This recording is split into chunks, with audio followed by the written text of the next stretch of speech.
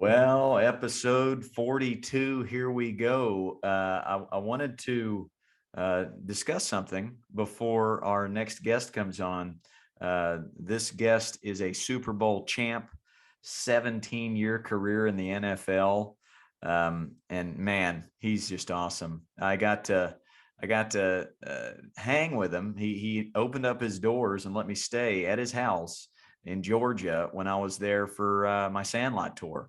He'd seen my work on the social medias. He's deep into the social media world himself. We'll discuss that with him, how he's rocking and rolling on TikTok. But it's Brad Johnson, number 14, and I mean, he played with the Vikings, played with Washington, won a Super Bowl with the Bucks, played with the Cowboys, two-time Pro Bowler. I mean, pretty much a household name if you're an athlete, if you follow any type of football. And he's got two boys that are playing college football right now. So lots to discuss with him as far as those teams he played on, his coaches, life lessons he learned, and then coaching his kids. That's pretty much what he's done since he's retired, is coach his kids. So he's very passionate about the next generation and coaching, and can't wait to hear what he has to say. A Super Bowl champ, and something that'll give these coaches and listeners resources. We've got 6 Patreon supporters right now. You know who you are. We gave you a shout out in the previous episodes, but before Big Bad Brad comes on, we had our worldwide movie premiere of Rally Caps this past weekend in Indiana. And man, it was great. It was so great to see everybody again. Last September, we went up to upstate New York and we shot this cute film, and me and Mrs. Ballgame got to walk the red carpet. And the game plan is pretty simple. The game plan is pretty simple. We're going to go to these. If you're watching on YouTube, our guest is here and he's just kissed both biceps. Big Bad Brad, you the man. I was just telling the listener we were talking about this movie premiere I got, and I can't wait for you to see it. You'll love it. Everybody will love seeing it, because this writer and director basically wrote a movie and he put Coach Ballgame in it. He just wrote me into the movie and he said, "Be you." And I feel like I've just been doing method acting for the past 20 years for this film, but man, that was a highlight. And listeners, as soon as we get a streamer to pick it up, maybe Disney Plus or Netflix, whoever, we'll let you know and you can watch it. But that's Rally Caps. Let me give our guest a formal introduction. He goes by the nickname Big Bad Brad. 17-year career in the NFL. Vikings, Washington, the Bucks, the Cowboys, even played in London for the Monarchs. Super Bowl champ with Tampa in 2002, two-time Pro Bowler, and really has just become one of my favorite guys to follow on TikTok, and one of my favorite mentors. I just love reaching out to you and having good talks with you, because you've been there, done that, and can't wait to unpack your career and what you're doing now, and even talk about your boys who are playing football in college now. But listener, let's just give Brad Johnson some snaps and a big attaboy on 3. 1, 2, 3. Attaboy. Big Bad Brad, meet Chopper. This is Coach Chop.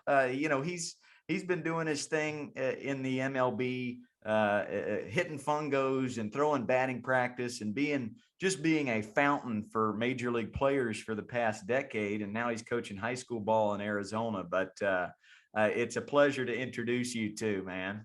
Yeah, no, I appreciate Coach Ballgame. Hey, Chopper, how you doing, man? This is awesome. Great to see you. Yeah, great to have you, man. I can't wait to unpack everything you've been through, man. You're the best, so it's gonna be great. Yeah, we'll always like to be with great company. Oh man, and we had some great company in Georgia. You were nice enough to say, hey, when you come into my town and you're going to do a Sandlot, you're staying with me. I'm gonna take you to Chick-fil-A every morning for breakfast. I'm gonna take you to Waffle House every night for dinner, and we're gonna have some fun. And you took me golfing at the Georgia Club, and And I must say, we did not lose that day, did we? We did not. Your game is strong. It's consistently. You played a lot of golf. You know where the ball's going.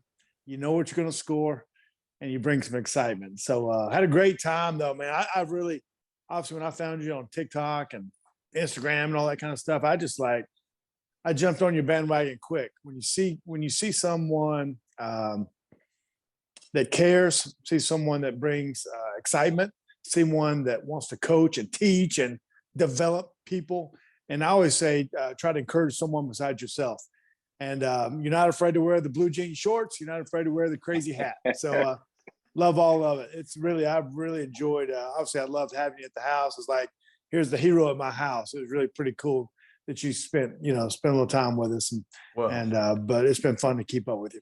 I'm going to pile on that, Coach Ballgame. I'm going to pile on that, Brad. That's how we met as well. My wife found Coach Ballgame on TikTok or Instagram and just signed my son up for a baseball camp. And I'm a baseball coach. I've been running baseball camps for like 25 years. So I'm like, all right, that's random, but okay, cool. So I show up on an off day and I get to see Coach Ballgame, and I'm instantly like just in awe of who he is and what he brings and the energy. So like I felt the same way you felt when you saw him for the first time. Coach Ballgame, we love you, man.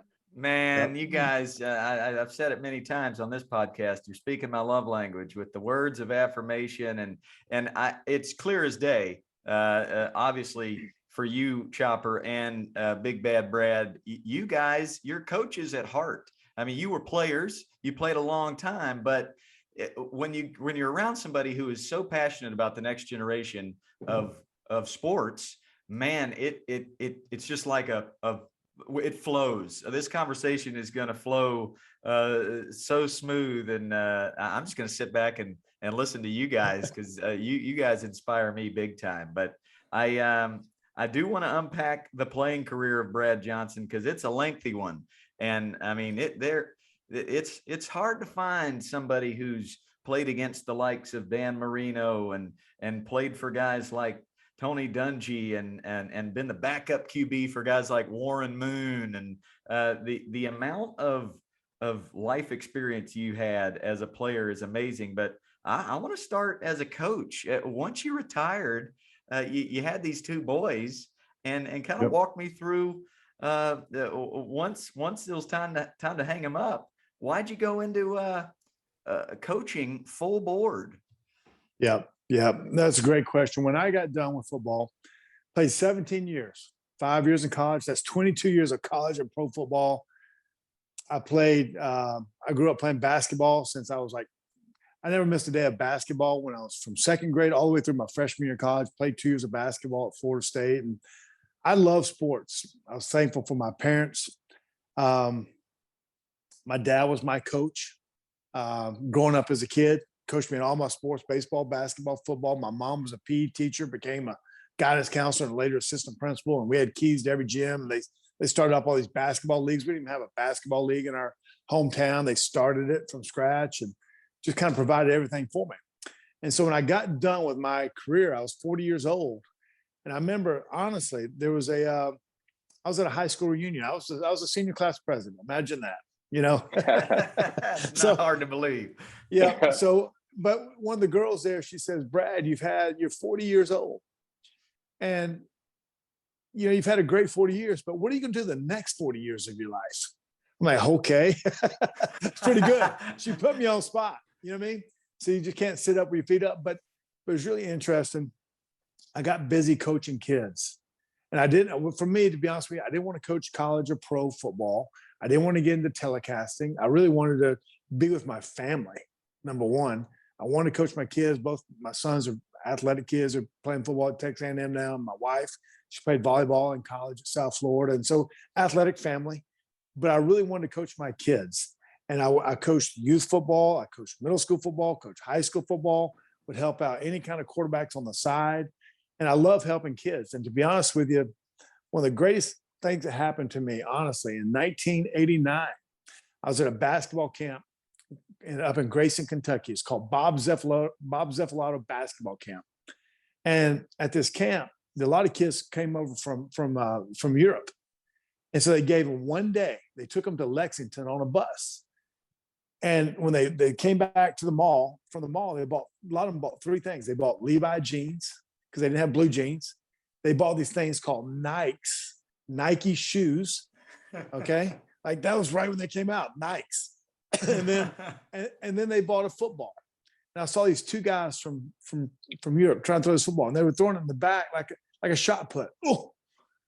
Oh, this ball was going like 10 yards. I said, let me see that thing. Let me see that ball. So I grabbed it. Obviously, I love to feel the ball in my hand, and I threw it about 50 yards or whatever it may be. And they were like, whoa! Do it again. Whoa! And so you saw the excitement of somebody that learned something new. And for me, I love coaching kids and helping them, kind of become better than what they were before. That's right, man. Well, that's so good. That whoa! When a kid hits a ball, a lot of times for the first time, I'm sitting on that drum throwing batting practice, and they hit it, and they're running the bases. I look right at their face right after they hit it because it lights up, man. I don't even need to turn around and see if the shortstop made the play. I want to look at their face and just experience that joy that they're feeling because they're completely present in that moment. They're so focused on how good they just hit it and how fun the act of running to first base is. So joining in with somebody who's experiencing it for the first time, we feel it as parents all the time. And I said it on the last podcast, we just surprised our girls. We're going to Hawaii for Dad's 40th birthdays, and whoa, we're going to Hawaii. It's really fun to see that face light up. So right on, Big Bad Brad. I'll throw it over to Chopper. What do you got for the man? I got something for you that I think is important because usually, especially with a NFL career, super long career with a lot of success, there's that ego or that I want to go into telecast or I want to be a professional coach. But why did you choose the selfless act of, hey, I want to go into youth and I want to go, not just because your family, I get that. I have 4 boys, and that's why I'm done with Major League Baseball. Is literally my wife said, hey, I need help raising these babies. And it's like, yes, ma'am, let's go. So, but where does that come from? Is that from your parents? Is that just that nature in you of getting the joy from seeing others succeed and seeing that the European, whoa, why does that spark that light in you? Yeah. It kind of goes back to my parents, what I was saying before. I know the investment they made into me by starting up the leagues, or just honestly, just throwing baseballs in the backyard, or retrieving a basketball for me, or playing horse, or taking me to a game, or just those kind of just conversations. The things that took in the backyard were those are great learning experiences for me. And I did, honestly, I think about all the little games that I played with my dad. We played football in the living room, and you're trying to get first downs across the couch. And somehow I'd always win when I was little, but he'd make it tough on me, But really, through my 17-year career, I think I had my time. My family, they chased me from town to town, all the training camps, all the games, the ups and downs, the toughness of it. I just didn't want to go be a coach and get fired in the college or pro. I'd already had my moments as far as for Big Bad Brad. I think it was time just to be with my family. And I love my family. I like them and I love them, but I want to be with my kids, but then also want to impact their friends too, not just my kids, and to see the greatness of all those kids kind of grow up together. And we probably go into it later, but for me, I always it was different in the pros because everything was on first name basis in the NFL. In college is my last name. Coach Bowden is my last name, but the pros, everything is by first name. If you say Coach Green, they say player Johnson. So everything's first name basis. Yeah. And so I always made the kids, and I wouldn't say it's for every coach, but I always made them call me by my first name, Coach Brad. It was never Brad, it was Coach Brad. And even to this day, when I see those kids now, it's Coach Brad. It still is to this day. And I think for me, coaching kids, whether the ability level, you could tell, maybe this kid's going to be an elite kid, or this kid just how to hold a bat, or how to throw a football, or how to get in the stance.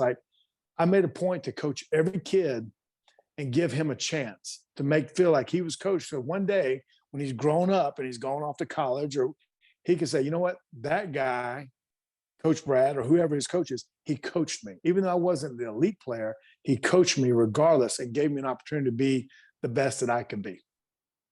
I love it. And that's a big thing with coaches, because you're going to have varying talent levels, right? And it's that human nature to gravitate towards the guy. Like, oh, this kid's going to be a stud. Like, I got to spend time with him. But for you to have that heart to make everybody feel like a stud, that's a big deal. And thank you for doing that. That's huge. And coaches, if you're listening, and I know you are, like, don't just skip past that line. That's huge. And that's coaching the heart. That's coaching the heart. And you never know what that kid's going to amount to. And be aware, in Coach Ballgame, you helped me with this. Be aware of characteristics you find. That kid that's asking a ton of questions, that can be frustrating sometimes as a coach.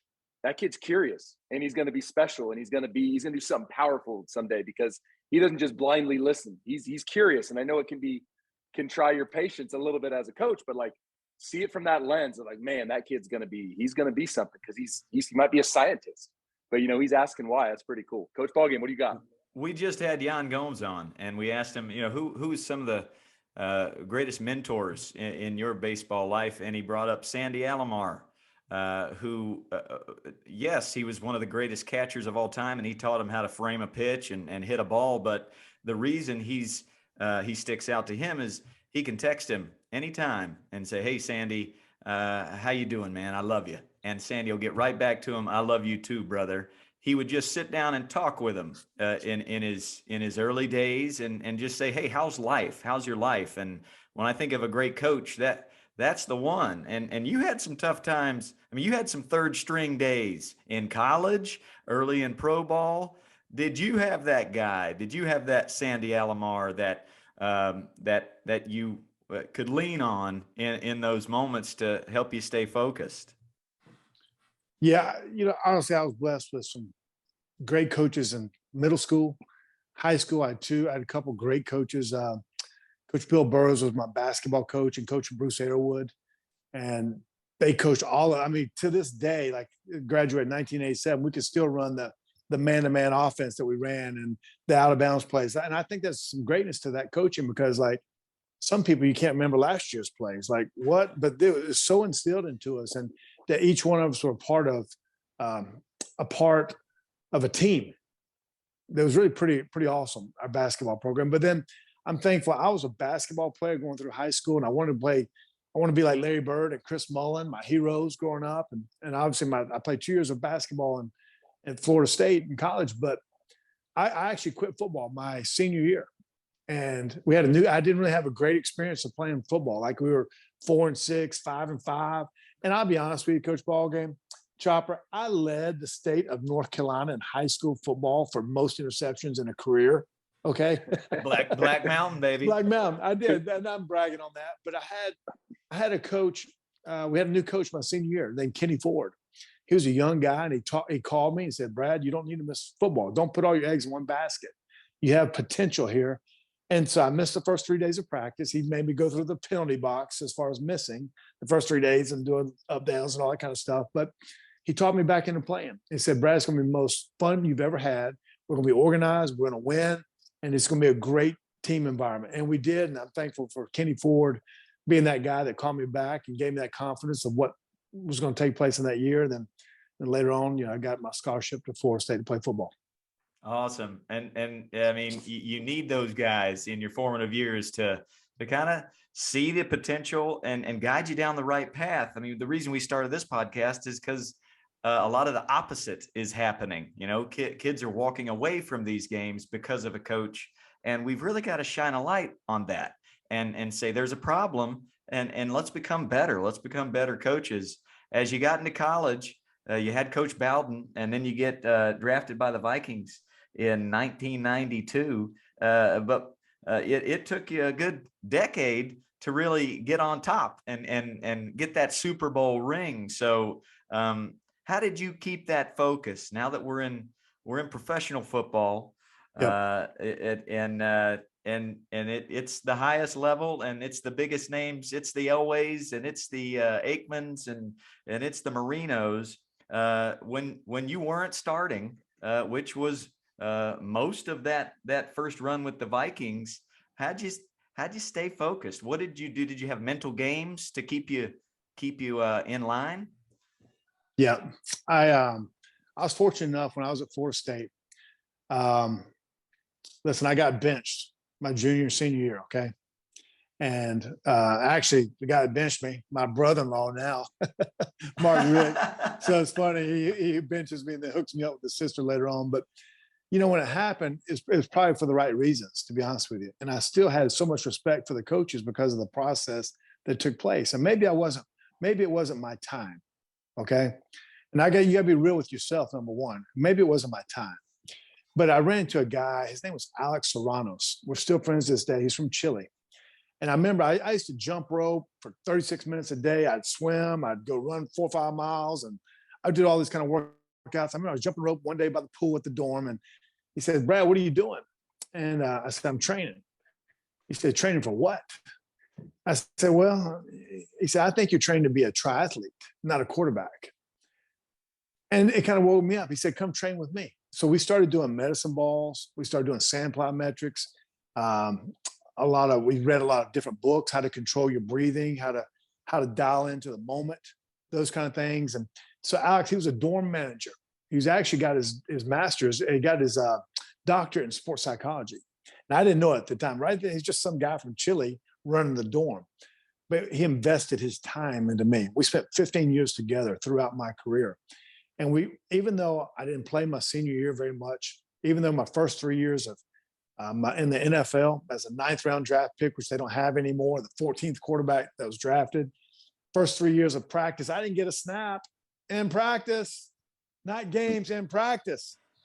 And we're talking about 2-minute situations and how to call your play in the huddle and how to communicate to your coach and how to get the plays that you want and how to act after an interception, how to act after a win. We're talking about moments that haven't happened yet, but we're working for the moment. And that grind, that uplift, like one day, yeah, I was going to go against Troy Aikman and John Elway and maybe playing a Super Bowl. But everybody thought we were kind of goofy out there doing medicine balls and sand plyometrics before it was even happening now. Now people do that. We were ahead of our time. But the guy, Alex Serranos, he invested in me as a backup kid jumping rope that really was kind of left in the dark. So I'm thankful for him and got my mindset ready to believe into the moment that not just about my abilities, but to get the best abilities out of the play caller, the coordinator, the players around me, and how to deal with different situations. So I'm thankful for Alex. My career doesn't happen without it. Yeah, and when you get inside the huddle of all these different personalities, and you're the one calling the play, I mean, it takes a lot upstairs to be able to stay poised in those moments, and then look over the line and see all these number 54s ready to take your head off. So I can only imagine having that sports psychologist there helping you along the way. It got you ready for the high leverage moment. Take me inside that huddle, and maybe one of the first huddles that you were the guy, and then maybe the juxtaposition of that 2002 season when you're bona fide and you're leading a team to the Super Bowl. I mean, what's the difference between the first Yeah. one and the last one? Yeah, my rookie year, I was a 1992. I step in the huddle. The play was called Axe Double Right Spear Larry 735H Pump. Check with me. And I got into the huddle and I couldn't call the play. Couldn't call the play. And so after practice, there's a guy named Mike Tice, who later became my head coach at Minnesota. He's a tight end for us.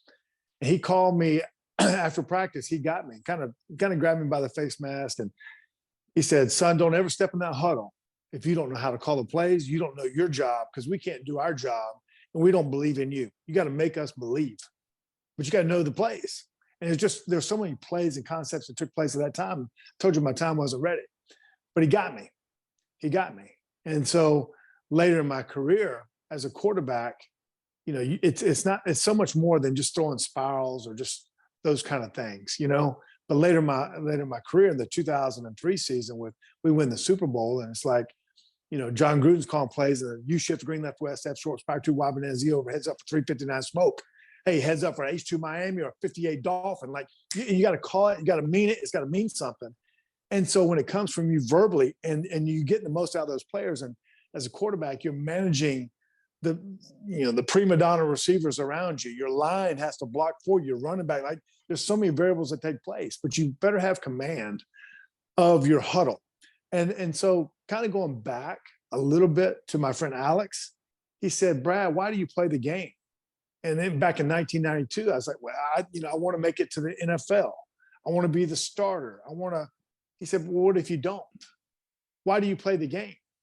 I said, well, and I couldn't come up with an answer. And to be honest with you, it took me a while to figure it out. And I call it the 2 seconds. It is to call the play in the huddle, to get those guys. It's green right slot, 96 Buster, heads up for 96 Seattle. And then to go up there and take the line, to make the mic call. And then to take the snap and drop back and give a play fake and then look off the linebacker and thread a dig route. It's giving somebody a high five after a first down. Those are 2 second moments to score a touchdown, to hug somebody. Like, those are the moments. I call them 2 seconds. Like, why do you play? For those moments of just putting that ball in your hand and to be able to throw it and to thread it and to be able to call the play. Like, that's what a quarterback is. And that's why I played and the enjoyment that I got from the game. Wow, I think we just found out what your name of your book is. 2 seconds, baby. 2 seconds. 2 seconds. I like it. Right. I like it. Oh, I'm time stamping those calls that you just made, and you got Gruden in your ear telling you that, and then you're declaring that play. Like, that is a lot to deliver in a loud forum. And, most of us don't know what it feels like. So appreciate you peeling back the curtain for us, Big Bad Brad. Chopper, back to you. Yeah, I want to touch on that a tiny bit. I don't know football, but my 8-year-old is like a really good quarterback. And one thing I tell him all the time is like, Bo, be aware of your body.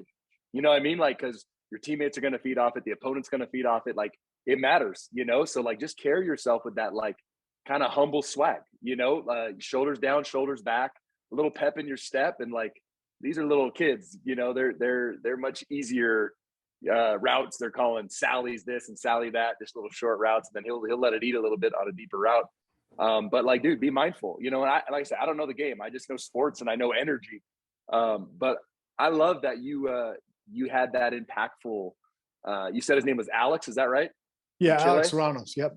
Dude, yep. that's. I mean, he's ahead of his time, because everything he was touching on with you, like, that's kind of what it's all about now. Is like, I'm talking to some of my baseball kids, my high school kid. I'm like, yeah, you're in the gym a lot, but you can't push a power sled. You know what I mean? So it's like, are you a weightlifter or a Abercrombie and Fitch model? Or are you a ball player? You got to be training the right way and for the right reasons. I love it. The question I have for you, because I have 4, it's crazy. We have a lot of similarities. My wife was a national ranked sprinter in college. So I've got this athletic. She's still our speed and power coach for our high school. She's has her own speed school. She's elite. And we have 4 boys. So I want to get feedback from you to help me, because they're a little bit younger. My oldest is in high school. My youngest is 5. What are some things that worked for you as I'm their coach? I'm their baseball coach. So what are some things that worked, and maybe some things that if you had a time machine, not only would you bet on sports like Biff from Back to the Future 2 or 3, but what would you do differently? So what worked, and then what would something you'd be like, you know what? If I had to do it again, I probably would do this differently. Yeah, it's a great question. I think as much as anything, I got to be thankful for my wife, Nikki.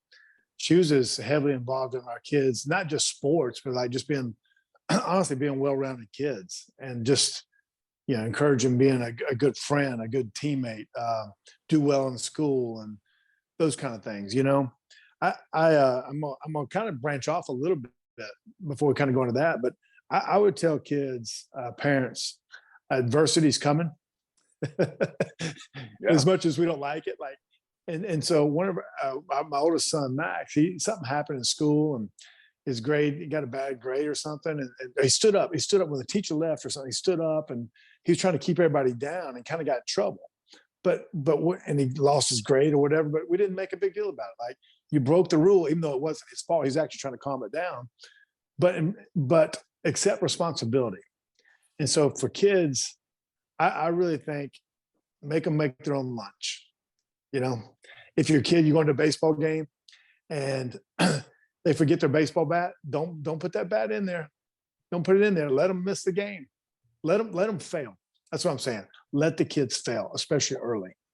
And then as it goes on, they won't make those same mistakes twice. If you keep recovering for them, then they just expect those kind of things. And but I think, and I think too, like being consistent, like, you know, when if they strike out, it's that's the adversity you're going to want later. And if you throw interceptions in football, that it's going to help you learn. Never make the same mistake twice, but go through this now, and then later it won't be such a big deal. But let kids fail early in life, and when they become grown men, it's not such a big deal. That's kind of change the subject a little bit, but I really feel like that's important. Yeah, I love that. No, that's great. What are some things that you found worked when you were coaching your boy? I mean, they're both playing college football, so when you're coaching them, what are some things that you're like, man, that really helped them? What was it? Maybe it was the vibe you set at practice, or really, like for some of us parents that are coaching our kids, how about the ride home after a tough game? Like, what do you talk about that, or do you just let that kind of marinate, give it a 24-hour period, or do you go right into that coachable, like, hey man, that happened there, I love you, what did you learn from it? Like, how did you navigate a tough game for your boys? Deal with it. But I did not want to, like, it was not going to be just a call out session. Why'd you do this? Why'd you get picked off at first, man? Why'd you take the third strike? Like, dude, swing the bat. Come on. Like, no, I was never into that. I was going to encourage my kids regardless. Hey, that's tough luck, man. We'll get them next time. Like, I'm trying to be simple, but like, you know, because there can't be the pressure from the parent. It cannot be. And so a little bit, my kids are football players. Okay. So my oldest son, Max, he's a quarterback. My younger son, Jake, he's a tight end. So it's easy for common language for Max to go through plays and to go through reads and go through those things. With my other son, Jake, I didn't know how to teach him to run routes or how to block or those things. But I think one of the most important things was being consistent as a dad, being there, just being there, always being there, be in the moment, be there for our kids, but the other part, not idolizing, like, we're going to celebrate like no other and go to Dairy Queen and have blizzards all day long after home runs. And then after we strike out, we're not going to go to blizzards. We're going to have blizzards regardless. You know what I mean? But encourage them when those moments come. But then when they don't, then, hey, you got to go back and got to grind and those kind of things too. But I think just being consistent in your voice over time is important. And I think that's the key, being consistent over time. I love it. The term I use with my kids that I coach and my children is, my joy in you, or your joy, is detached from results. You know what I mean? Like, you got to have that love of the game, that love of the grind. And I have that love in you regardless. I love that. My wife's favorite line is, win or lose, we're going to Dairy Queen. So we are aligned. Yeah. Big bad Brad. I love that. We're getting blizzards regardless. I love I've had that. too many of them. That's it. Coach Ballgame, what do you got? Well, I mean, that's something I take from my dad is the two words that stick out from him are red clay. He wanted me to be thinking about nothing but just red clay when it was game time, but he was always there. And he was always behind the left field fence in a lawn chair, drinking a wild cherry Pepsi, keeping score. But he wasn't idolizing every mistake. He wasn't idolizing every home run. He was there, and he wanted to make sure that I was thinking about nothing, absolutely nothing, not afraid of anything, just see ball, hit ball, red clay. And I'm so thankful for that, because I enjoyed the big moments. And I'd say one of your biggest moments, other than the wedding day and the birth of your kids, was Super Bowl Sunday. And there's not a bigger moment in sports than that one right there. I just want to hear what it was like. What was the day like? What was leading up to it to kickoff? We won the Super Bowl 2003.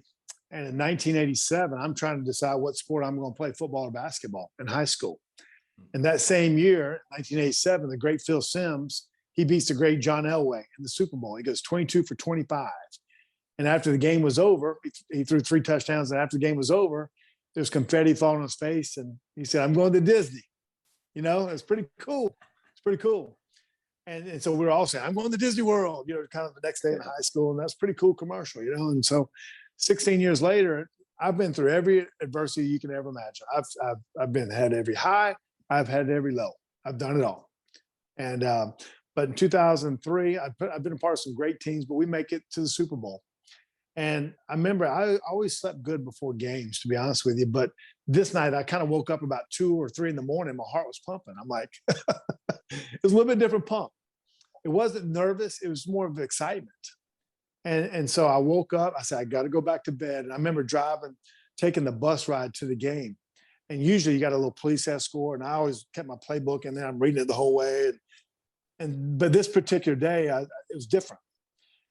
We were in San Diego, 6 lanes on this side, 6 lanes on this side, no car in sight, just a police escort, and we were riding. I put my playbook down. I said, today I'm going to enjoy the ride.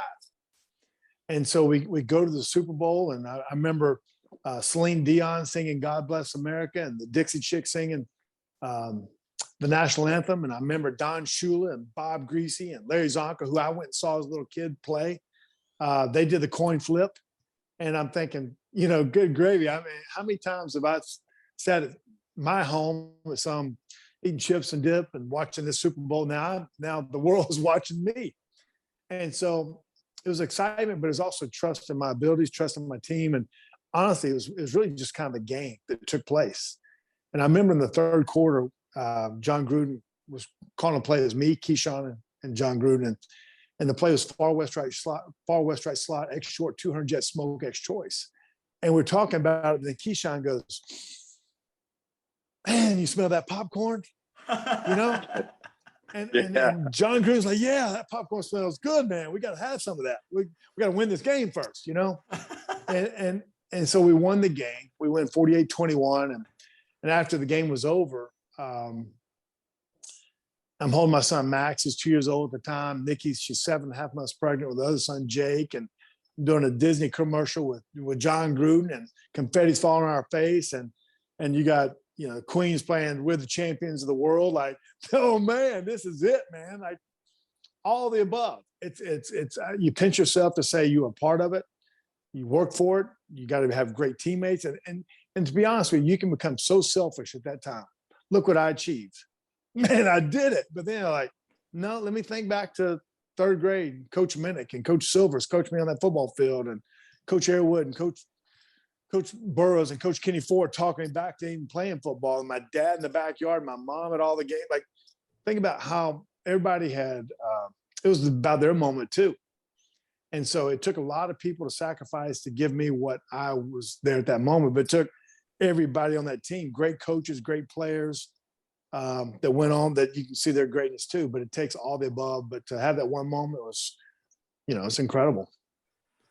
Oh, it gets you emotional just thinking about that 3rd grade teacher and that first football coach. You know, I'm sure it makes every listener think back to theirs. Mine, you know, I had a Coach Cates who taught me to leave it better than I found it. You know, and a great theater teacher in college that taught me how to listen. And you have these little snippets of your mentors and people that you respect, that when you get to that top moment, they're the ones that help you remember that they did that. You didn't do that on your own. They helped you do that, and they helped you, you know, be humble in that moment. So that's really great. If you go to Big Bad Brad's house and you look in the basement there, you've got framed photos of every NFL player I've ever heard of. And I loved,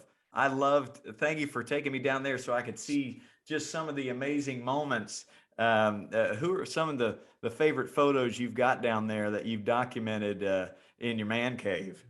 Yeah, I told you a little bit the truth too. So that was good. I'll say that too here. But but in my man cave, it's the ultimate game room. Okay, so it's got all the games, but it's got all the pictures. And so one of the things I did I always took pictures of players that I played with at Florida State in my college days, or friends of mine that were in the NFL from other teams or whoever it may be. So, I mean, but the funny thing about it, and I probably have, I don't know, I'm looking at 200 pictures down there. It's crazy of going to the frame shop and getting all these things and then just putting them up on the wall, but they're very meaningful, very impactful for me. But I'll tell a story I told you too, but like I took a picture of every quarterback after a game. If I beat them, I'd say, hey, let's get a picture real quick. You know what I mean? I was the one smiling, they were not. So I wouldn't necessarily I wouldn't necessarily get a picture if I lost, but that was a funny thing. But I do want to tell a story real quick, Coach Ball game of, I did get benched in college, and I got this friend of mine who's a mentor who I met when I was in 8th grade. He worked for my dad. My dad ran summer sports camps, sports Christian camps up in Ridgecrest, North Carolina. And this guy named T.R. Robinson. And he just still to this day, he sends me little notes or messages to this day. But I was going through a tough time when I got benched. And it's all respect, it just kind of happened, But one of my heroes at the time was a guy named Larry Bird. And I took my spring vacation. Most people go to the beach. Well, we took a tour of the Basketball Hall of Fame, and we went up to the Boston Gardens and snuck on the parquet floor and bought my 33 jersey, So my friend TR, he met Larry Bird, and Larry Bird wrote me a letter. I wish I had it here for you, but basically the letter is just like he's talking about himself when he got hurt and no one kept believing in him. The skeptics come out and the naysayers and all that kind of thing. Just said, don't fall into that trap. Keep believing in the process of working and keep believing in yourself. And that's what I did. I still got it framed to this day.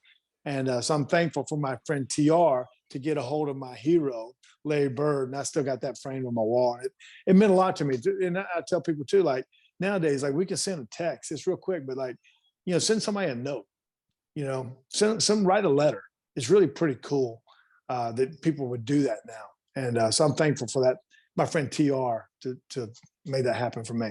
It made a big deal for me to keep believing in my career. Pride, it might have faltered a little bit, to be honest with you, if I didn't get that letter. I put that much stake into it. Yeah. As a coach, we get a little too involved sometimes in the mechanics of things and where's your arm slot and where's your bat path and how about where's your mental state? How's your mental health right now? Let's go that route. And that's the guy you're talking about right now.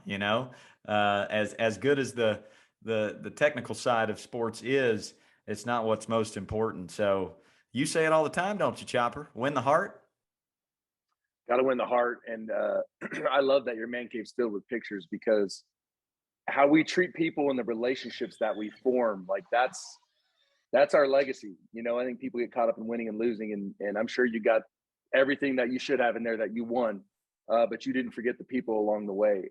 And for our young athletes and coaches, like it is about that. It's about winning the heart. It's about forming relationships and winning the right way, competing. I love that.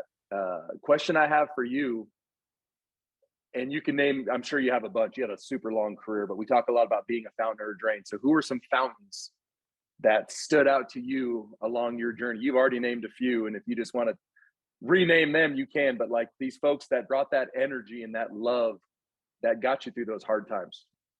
Yeah, I think, I mentioned a few coaches I played for. Obviously my brother-in-law, Mark Richt, who coached me at Florida State, and I'm, still to this day, someone you just look up to and totally respect, and obviously Coach Bobby Bowden, for the way he ran his program, and just, he passed away, a year and a half ago, but like, that's what you want to be a part of and say, that's my coach. And obviously I was thankful for Denny Green and Brian Billick and Norv Turner and Tony Dungy and John Gruden and Jason Garrett, Wade Phillips. Like they gave me a chance. They believed in me. There's so many guys like that. And then some of my best friends, Casey Weldon, who's my rival in college, beat me out, but we're still great friends to this day, and a lot of those guys were in my wedding. And so I you can't really remember all the wins and losses, but you make relationships with people, and through the hard and through the good and the bad, like who's that person when it's all said and done, and do you still have those relationships today? So I think that was a big part of me. I'm just thankful for all those people that impacted my lives along the way. I love it. For our young athletes, man, that's it. Like that's what it's about. Like you're going to be as good as you're going to get. Like you're going to put in the work, and God's given you talent and all that good stuff. But like, how you treating your teammates? How you treating your opponents? How you treating folks that you don't really like a whole lot? Can you still show them that respect and make sure they know that hey, I don't think too highly of you, but I respect you. And there's power in that. So, I mean, you're something else, Big Bad Brad. I'm really enjoying getting to hear your story, dude. It's really cool. Coach Ballgame, what do you got? Well, let's go present day in the NFL. Who stands out to you? Who do you love watching play the game right now in the National Football League? Well, I mean, obviously, I still marvel at Tom Brady. Okay, listen, he's done it to he's 45 years old. Like some reason, there's consistency. Somehow he wins. Somehow he does it wherever he's at. He makes others around him great. Like some people hate him, some people love him. I marvel at what he's able to have done for this long and to still play and still have that passion. It's pretty incredible. But some young guys, like I really, I mean, there's Josh Allen guy, okay, didn't get recruited out of high school and Wyoming. Like, where is that on the map? Like, what are we doing? Like, I never saw the guy play, and he's inaccurate and all these kind of personas about him. Then he goes to Buffalo. Like, when's the last time Jim Kelly? Like, it's been a long time. Changed the culture, and just it's fun to watch people gravitate to somebody, and that's what I see the greatness in him. I see the greatness in Mahomes and Kansas City. Like it looks like it's fun. winning is fun. It is fun. It is. But when you put in the hard work, you surround yourself with other great players and coaches, and there's a theme like, okay, we got beat last week. We ain't losing this week, like at that level, but it's kind of fun, and some young guys, obviously. I really I'm this kid named Justin Herbert out of San Diego, for the Chargers, like kind of just a low key personality, but very confident in himself. And so it's going to be fun. The league's it's going to carry on for a long time. There's a lot of great young players coming up. You told me a good story involving Tom Brady. I think this might have been 2003. You had a quarterback challenge, and Chopper. I don't know if you remember watching those quarterback challenges, but I remember watching Big Bad Brad win one against Tom Brady and a bunch of other great quarterbacks. I think Gannon might have been in there. And you got a secret. You got a story to tell about that, right? I did. So basically, the QB challenge, there were going to be 4 events, and so there was a percentage. The first 3 events were kind of 20%, so that adds up to 60%. But the last event is going to be 40%. That was the money one. That was more money on that event. And if you won that event, and you win the overall thing, it's a big cash day. So I got out there late the day all these quarterbacks went out there practicing. And so they were out there just chunking balls. But I figured out what this last event was. The first one, I couldn't win the long ball contest. So I wasn't going to win that. Then they got the golf cart things. You throw at those. I couldn't. I mean, that's a luck thing, to be honest with you. Like the agility thing, I wasn't going to win the agility. But I could win that last event. So basically, you start in your own end zone. You got to do a 5-step drop, throw an out, sprint up, then you do a 5-step drop, throw a curl, sprint up again, get the ball, run out, do a rollout, and then throw a corner, then sprint to the end zone, and then throw a fade. It's a 100-yard deal making these throws, but I kind of figured it out. So what I did was I dropped back, and I actually would throw it, but not look at the guy catch the ball. I would just throw it to a spot, throw it real high, and then I'd sprint up, and I did a snap count. I actually took not a cheat step, but I kind of spun instead of going. It ended up being 4 steps instead of 5. And then I would throw the curl and kind of loft it in there. And I sprint up and I throw the corn, loft it up. And then got to the last one. They had a big wooden dummy out there. It was like 12 and a half feet high. And you had to throw this fade over that one. I kind of took an extra half step back and kind of lined it in there. Like I won the point game. And so I won the money day. I outsmarted all the other quarterbacks. And then as you watch as it went on years after that, they started doing the same. Whoa. They started doing the same thing that I was doing. So it was a fun day. And to say I was a champion at the quarterback challenge, it's kind of cool watching it as a kid and then actually getting it done. Man, awesome. getting it done. The attention to detail is what I've Yeah. noticed. And in every play call that you remember from 1996, the attention to detail is still there, and you're so sharp with that. And I mean, that's one of the big ones I'm taking from this conversation for sure. We're not going to keep you much longer, brother. It's a beautiful day there in Florida. You might have to hit some golf balls, but you got to hit some balls. I did have a question. I had a trivia. I had one trivia question. You versus Coach Chopper here. And I'm on a streak. Chopper's on a streak. He just beat Jan Gomes in the trivia contest, but we just got one today. And as soon as you know the correct answer, just say it loud. And whoever says the correct answer first gets the W. But Big Bad Brad became the first quarterback to ever throw a touchdown pass to himself. Since then, some other dude has done it. Who's the other guy? Marcus Mariota. Bang. He's a Tennessee Titans playing against Kansas City Chiefs. So I win the event. So there we go. You win. It can only be one first, Chopper. Hey, you know what? After hearing how you took down that QB competition, I knew I was in trouble. But yeah, sure enough. Man, I just want to thank you for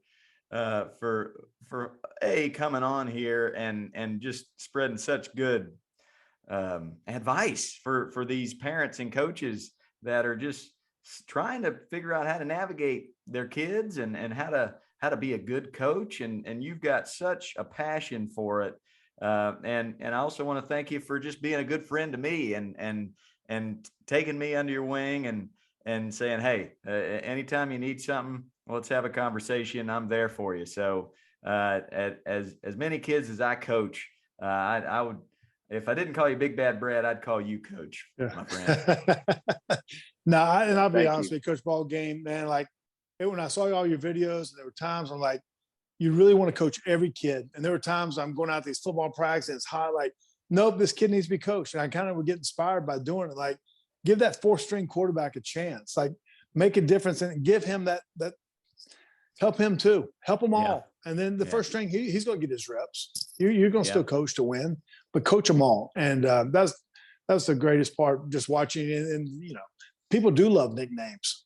They really do. You know what I mean? Yeah. And that ability to recall people's names. And, I think that's a great's of people like this. Hey, buddy, like call them by their name, learn their name, give them a nickname, however it is, you know what I mean? And that's part of coaching too, that doesn't get talked about. And just the relationship part, those little everything matters. Everything matters.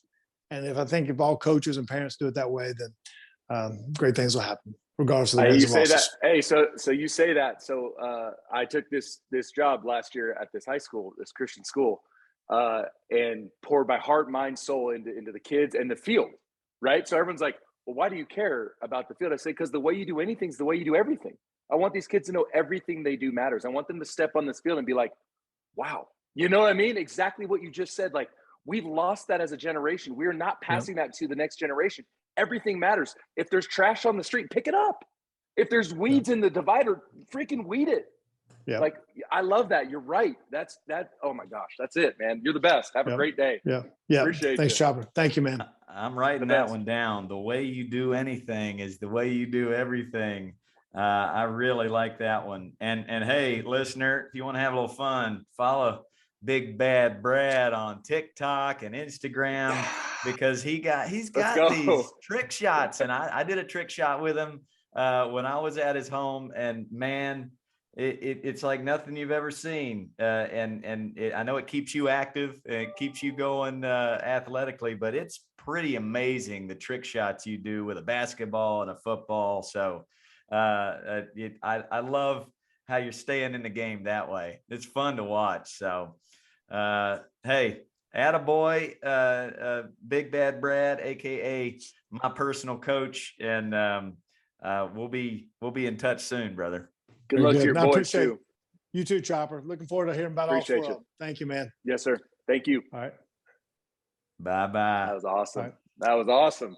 Well, there you go, man. Wow. We had great energy, we had a World Series champion today, and then we had a Super Bowl champion right after that. I mean, Chopper, what do you take from the advice from Big Bad Brad there? I just love that. I mean, you could tell by talking to him, he could have done anything he wanted. He could have been a college coach, an NFL coach, absolutely been on TV, but he chose his family. He chose his kids and his wife. And I like that he said he loves them and he likes them. I mean, just awesome, like great energy, a tremendous fountain. And he's impacting lives, man. He's impacting the next generation, and he's showing them he's not just talking about it. He's being about it. I loved it. That was great. Yeah. And 63rd all time in career passer rating, higher than Aikman, higher than Moon. I mean, he was a player too. So loved having him on. And listener, man, spread these conversations around. Spread them to your teammates and the parents that are on your team, and just say, hey, I mean, they're not talking about the X's and O's as much as they're talking about character, and they're talking about fun. And little by little, all that yelling at umpires and pushing kids away from the game, all of that stuff will dissipate, but it's not going to happen overnight, as we have seen. So love that. What a great day. And we got another doubleheader next week with the man, the myth, the energetic legend, Nick Swisher. And then back that up with even more energy from Jesse Cole, the author of a couple of books and the founder and owner of the Savannah Bananas, man. And they just released their schedule for 2023. They're going on tour like Barnum and Bailey's Circus, and they're going to bring fun to baseball in like 30 different cities. So he is going to be very, very, very interesting, fascinating for me to talk to, because he wakes up every morning and before he consumes anything, he creates 10 things. He writes 10 ideas down before he consumes food, social media, anything. And that's why that's why he's created what he's created, So anything to close up shop here, my brother?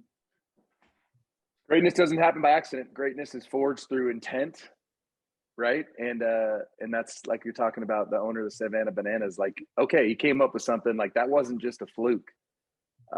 He was intentional. He woke up every day and is still doing it.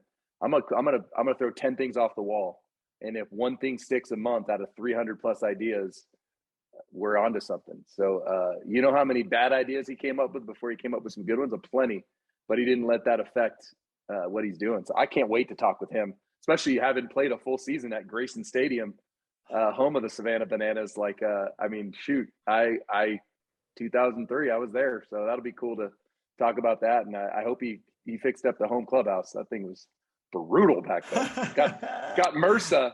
I got MRSA from that from that washer machine. So I'm really excited. And Nick Swisher, I mean, say less. Like, talk about a fountain. So I mean, that smile, I'm gonna be thinking about that smile all week of Nick Swish. So that'll be great, Coach. Yeah, good on you for getting some awesome guests. High energy day next Tuesday, but I'll drop both of these podcasts today or tomorrow at the latest, and we'll keep it rolling. We'll keep raking. Spread the word. So. Jump on Patreon. A nice thing to rake would be jumping on Patreon. Take care of your boys. Take care of Tommy Gold, and spread the love. Let us know you appreciate it, man. We're pouring our heart and soul out here, and that'll help keep the lights on for sure. So we appreciate y'all. Don't forget to rake. Coach Ballgame, you're the best. Bang. Bang.